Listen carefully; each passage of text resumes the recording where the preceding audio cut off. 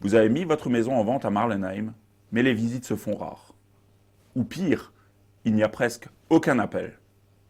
Dans 90% des cas, ce n'est pas une question de chance. C'est simplement qu'une erreur stratégique bloque la vente. Et la plus fréquente, c'est une erreur que presque tout le monde fait sans s'en rendre compte. Dans cette vidéo, je vais vous montrer les 7 erreurs les plus fréquentes qui bloquent une vente immobilière. Certaines paraissent évidentes, mais d'autres sont beaucoup plus subtiles. Et si vous évitez ces erreurs, vous augmentez énormément vos chances de vendre plus vite, avec plus de visites et souvent avec moins de négociations. Bonjour, je suis André Hebel, conseiller immobilier sur Marlenheim et ses alentours. Si votre bien ne se vend pas, ou si vous voulez éviter ces erreurs dès le départ, j'ai créé un guide gratuit pour les vendeurs. Vous pouvez le télécharger directement grâce au lien dans la description. Commençons par une erreur que beaucoup de propriétaires sous-estiment complètement. La première erreur arrive souvent avant même la visite. Et elle commence dès les premières secondes. Quand un acheteur arrive devant une maison, il se fait une opinion très rapidement.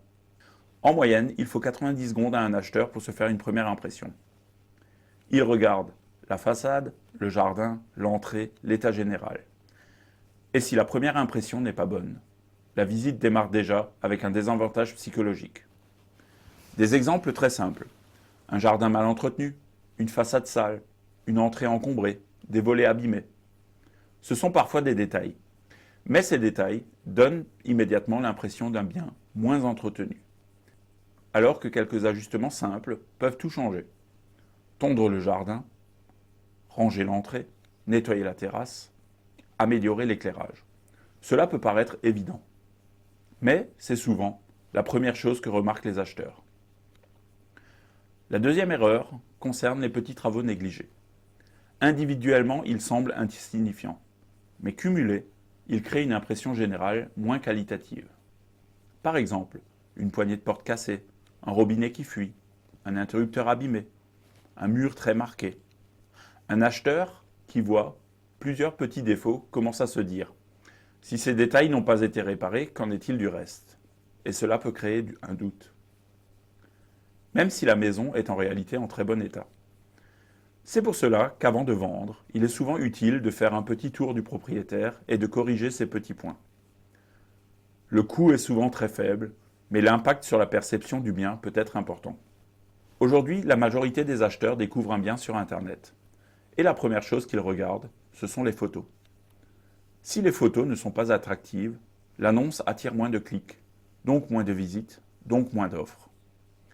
Des photos sombres ou mal cadrées peuvent donner l'impression d'un bien plus petit, plus ancien ou moins lumineux. Alors qu'en réalité, ce n'est pas forcément le cas. La qualité des photos influence énormément le nombre de visites. C'est souvent l'équivalent d'une vitrine en immobilier. Si la vitrine ne donne pas envie d'entrer, les acheteurs passent simplement à l'annonce suivante. Une autre erreur fréquente concerne le texte de l'annonce.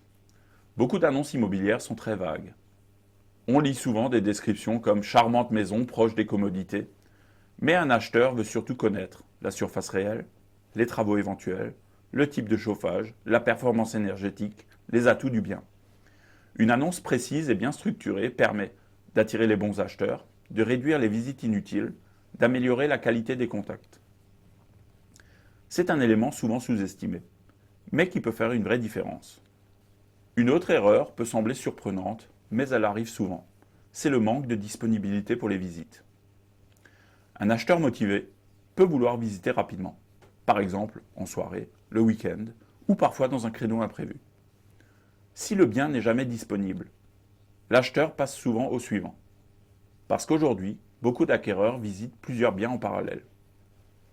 Et parfois, la maison vendue est simplement celle qu'ils ont pu visiter au bon moment. On arrive maintenant à une erreur qui est devenue de plus en plus importante ces dernières années. Le DPE. Mais avant d'en parler, il y a un point important. Dans une vidéo précédente, j'expliquais justement une question que beaucoup de propriétaires se posent. Faut-il faire des travaux avant de vendre sa maison ? Parce que certains travaux peuvent réellement augmenter la valeur d'un bien, alors que d'autres peuvent simplement faire perdre de l'argent.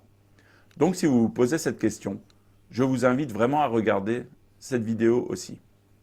Mais revenons à une erreur qui peut clairement ralentir votre vente aujourd'hui, le DPE, le diagnostic de performance énergétique. Un bien avec une mauvaise note peut susciter immédiatement des questions.